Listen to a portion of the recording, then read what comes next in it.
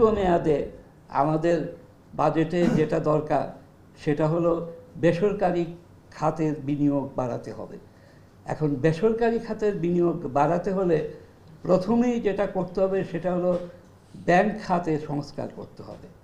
এখন ব্যাংক খাতে সংস্কার সম্বন্ধে বাজেট বক্তৃতায় কোনো প্রস্তাব নাই। শুধু যে কোনো প্রস্তাব নাই তা না, বলা হয়েছে এগুলি বিবেচনা করা হবে, কিন্তু তিনি যা বিবেচনা করবেন বলছেন সেগুলি 30 বছর আগেই বিবেচিত হয়ে গেছে। তিনি বলছেন যে আমাদের এখানে ব্যাংকরাপসি অ্যাক্ট করতে হবে। আমার যতটুকু খেয়াল আছে ব্যাংকরাপসি অ্যাক্ট আমি ফাইন্যান্স সেক্রেটারি হওয়ার আগেই বাংলাদেশে করা হয়েছে। তিনি বলেছেন ব্যাংক রিঅর্গানাইজ করার জন্য, অ্যামালগামেশন করার জন্য ব্যাংকিং কোম্পানি আনে বিধান করতে হবে। সেই বিধানও 90-এর দশকই হয়ে গেছে।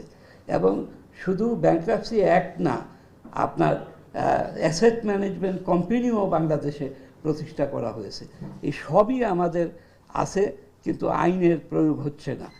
বাংলাদেশের অভিজ্ঞতা যদি আমরা পর্যালোচনা করি তাহলে দেখব যে খেলাপি ঋণ এর সংস্কার করতে হলে যেটা করতে হবে সেটা সরকারকে অত্যন্ত দৃঢ় মনোভাব নিয়ে এই আইন বাস্তবায়ন করতে হবে।